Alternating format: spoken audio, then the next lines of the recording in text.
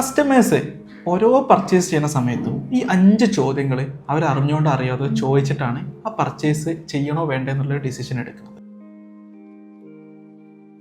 അപ്പോൾ ഒരു ബിസിനസ്മാൻ എന്നുള്ള നിലക്ക് നമ്മളെ കസ്റ്റമേഴ്സ് ആരാന്ന് കണ്ടെത്തുകയും ഈ 5 ചോദ്യങ്ങൾക്കുള്ള ഉത്തരങ്ങൾ നമ്മളെ പ്രൊഡക്റ്റിൽ ഉണ്ടോ എന്നുള്ളത് ഉറപ്പുവരുത്തുകയും ചെയ്യേണ്ടതിൻ്റെ ആവശ്യകത വളരെ വലുതാണ്. നമുക്ക് ഓരോ ചോദ്യങ്ങളും നമുക്ക് നോക്കാം.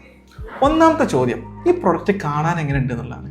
Does this product is look good? കാണാൻ ഭംഗിയുണ്ടോ എന്നുള്ളത് ഭയങ്കര ഇമ്പോർട്ടൻ്റ് ആണ്. ആ പ്രൊഡക്റ്റിൻ്റെ അപ്പിയറൻസ് ഭയങ്കര ഇമ്പോർട്ടൻ്റ് ആണ്. അതിൻ്റെ പാക്കേജ് ഡിസൈൻ ആയിക്കോട്ടെ, അതിൻ്റെ മൊത്തത്തിൽ അതിൻ്റെ ഒരു മെറ്റീരിയൽ ക്വാളിറ്റി, കാഴ്ചയിൽ നമ്മൾ വിഷ്വലി ഒറ്റ നോട്ടത്തിൽ തന്നെ അത് കാണാൻ ഭംഗിയുണ്ടോ എന്നുള്ളത് നോക്കണം. ഏത് പ്രൊഡക്റ്റ് ആയിക്കോട്ടെ, ആ പ്രൊഡക്റ്റ് ചിലപ്പോൾ അങ്ങനെ പുറത്ത് ഷോ ചെയ്യുന്ന ഒരു കാര്യമായിരിക്കില്ല, ചിലപ്പോൾ ഒരു പാക്കേജ് ആയിരിക്കും. അപ്പോൾ ആ പാക്കേജിൽ ഇറ്റ്സെൽഫ് ഒറ്റ നോട്ടത്തിൽ തന്നെ ആ ഒരു ഡിസിഷൻ എടുക്കുന്നുണ്ട്. കാണുമ്പോൾ ഒരു ഭംഗി, ആൾ ഉദ്ദേശിക്കുന്ന തരത്തിലുള്ളൊരു അപ്പിയറൻസ് കിട്ടുന്നില്ല എന്നുണ്ടെങ്കിൽ അപ്പം തന്നെ അത് വാങ്ങാതെ പോകും. അപ്പോൾ ഫസ്റ്റ് ക്വസ്റ്റ്യൻ എന്ന് പറഞ്ഞാൽ കാണാനുള്ള ഭംഗി എത്രത്തോളം ഉണ്ട് എന്നുള്ളതാണ്. രണ്ടാമത്തെ ക്വസ്റ്റ്യൻ, ഈ പ്രൊഡക്റ്റ് യൂസ് ചെയ്യാൻ അല്ലെങ്കിൽ വാങ്ങിക്കാനൊക്കെ എത്രത്തോളം ഈസിയർ ആണെന്നുള്ളതാണ്, വളരെ സിമ്പിൾ ആണെന്നുള്ളതാണ്. ഒരു പ്രൊഡക്റ്റ് കാണാനൊക്കെ ഭംഗിയുണ്ട്, പക്ഷേ അത് യൂസ് ചെയ്യാൻ കുറച്ച് ബുദ്ധിമുട്ടാണ് എന്നുണ്ടെങ്കിൽ സ്വാഭാവികമായിട്ടും അത് വാങ്ങേണ്ട എന്നുള്ളൊരു ഡിസിഷൻ എടുക്കും. അപ്പോൾ അത് കൃത്യമായിട്ട് മനസ്സിലാവണം. ഒരു പ്രൊഡക്റ്റ് കാണുമ്പോൾ തന്നെ അത് യൂസ് ചെയ്യാൻ ഭയങ്കര സിമ്പിൾ ആണല്ലോ എന്നുള്ളത്, കോംപ്ലിക്കേഷൻസ് ഒന്നും ഇല്ല എന്നുള്ളത് ഉറപ്പുവരുത്തണം. സ്വാഭാവികമായിട്ടും നമ്മളൊക്കെ ഒരു പ്രൊഡക്റ്റ് വാങ്ങുമ്പോൾ ഈ 2 ക്വസ്റ്റ്യൻസ് ഇനീഷ്യലി തന്നെ നമ്മൾ ചോദിക്കുന്നുണ്ട്. മൂന്നാമത്തെ ക്വസ്റ്റ്യൻ ഒബ്വിയസ്ലി അത് അഫോർഡബിൾ ആണോ എന്നുള്ളതാണ്.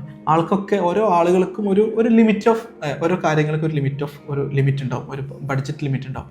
ഇതിലേക്ക് അകത്ത് വരുന്നതാണോ ഈ പ്രൊഡക്റ്റ് എന്നുള്ളത് ഒബ്വിയസ്ലി അത് നോക്കുന്ന ഒരു കാര്യമാണ്. നാലാമത്തെ ക്വസ്റ്റ്യൻ ആണ്, ഈ പ്രൊഡക്റ്റിനെ പറ്റി ബാക്കിയുള്ളവർ എന്ത് പറയണം എന്നുള്ളത്. സോഷ്യൽ പ്രൂഫ് എന്നുള്ളത് വളരെ ഇമ്പോർട്ടൻ്റ് ആണ്. നമ്മുടെ ഫ്രണ്ട്സ് ആയിരിക്കും, ചിലപ്പോൾ നമ്മൾ റെക്കമെൻഡേഷൻ വന്നിട്ടാണ് നമ്മൾ പ്രൊഡക്റ്റ് വാങ്ങുന്നത് വെച്ചെങ്കിൽ ഇതിനെപ്പറ്റി നമ്മൾ ആലോചിക്കില്ല. കാരണം ഓൾറെഡി നമ്മളുടെ സുഹൃത്തുക്കളായിട്ടുള്ള ഒരാൾ എന്ത് ചെയ്തിട്ടുണ്ട്, പ്രൊഡക്റ്റിനെ പറ്റി റെക്കമെൻഡ് ചെയ്തിട്ടുണ്ട്. അല്ലാത്ത കേസിലൊക്കെ ആളുകൾ, ഇതിന് മുന്നേ വാങ്ങിയ ആളുകൾ ഇതിനെപ്പറ്റി എന്താണ് പറയണത് എന്നുള്ളത് വളരെ ഇമ്പോർട്ടൻ്റ് ആണ്. നമ്മൾ ഇ-കൊമേഴ്സ് പേജിലൊക്കെ നമുക്കറിയാം, നമ്മൾ ആമസോണിൽ കയറുന്ന സമയത്ത് നമ്മൾ റിവ്യൂ നോക്കും.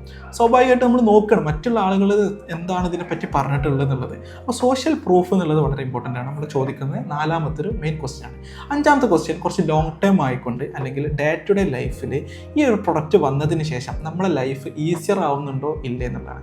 പല ഇ-കൊമേഴ്സ് എന്താ പറയുക പർച്ചേസ് സിനാരിയോയിലൊക്കെ ഇതാണ് സംഭവിക്കുന്നത്. നമുക്ക് വാങ്ങണം എന്നുള്ള ഉദ്ദേശങ്ങളൊന്നും ഉണ്ടാവില്ല, നമ്മൾ ആഡ് കണ്ടിട്ട് ജസ്റ്റ് ക്ലിക്ക് ചെയ്തിട്ട് നമ്മൾ അപ്പം തീരുമാനിച്ച് അപ്പം വാങ്ങുകയാണ്. അതിലൊക്കെ ഒരു കാരണം എന്താണെന്ന് വെച്ചാൽ ആ പ്രൊഡക്റ്റ് എൻ്റെ ലൈഫിലേക്ക് വരുന്നതിലൂടെ എൻ്റെ ലൈഫിലെ ചെറിയ ചെറിയ പ്രോബ്ലങ്ങൾ, വലിയ വലിയ പ്രോബ്ലങ്ങളായിരിക്കില്ല, ചെറിയ ചെറിയ പ്രോബ്ലങ്ങൾ മാറ്റിക്കൊണ്ട് എൻ്റെ ലൈഫ് ഈസിയർ ആക്കുന്നു എന്നുള്ളൊരു തോന്നൽ വരുന്നുണ്ട്.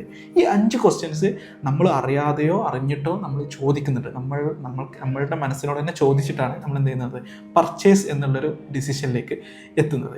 അപ്പോൾ ഒരു ബിസിനസ്മാൻ എന്നുള്ള നിലയ്ക്ക് നമ്മളൊരു പ്രൊഡക്റ്റ് പ്ലാൻ ചെയ്യുമ്പോഴോ അല്ലെങ്കിൽ പ്ലാൻ ചെയ്തിട്ടുള്ള പ്രൊഡക്റ്റ് സെല്ല് ചെയ്യാൻ ഒരുങ്ങുമ്പോഴോ ഈ 5 ചോദ്യങ്ങൾ കസ്റ്റമേഴ്സ് അവരോട് ചോദിക്കുന്ന സമയത്ത് നമ്മളുടെ പ്രൊഡക്റ്റ്, നമ്മളുടെ ഓഫറിൽ ഇതെങ്ങനെയാണ് ഈ ചോദ്യത്തിനുള്ള ഉത്തരം കൊടുക്കുന്നത് എന്നുള്ളത് കൃത്യമായിട്ട് മനസ്സിലാക്കിയാൽ ആ ആളുകളെ അല്ലെങ്കിൽ നമ്മളുടെ അടുത്തേക്ക് അട്രാക്റ്റഡ് ആയി വന്ന കസ്റ്റമേഴ്സിനെ പർച്ചേസ് എന്നുള്ള ഒരു പോയിന്റിലേക്ക് ഒബ്ജെക്ഷൻസ് ഒന്നും ഇല്ലാതെ എത്തിക്കാൻ നമുക്ക് ഹെൽപ്ഫുൾ ആക്കാൻ പറ്റും.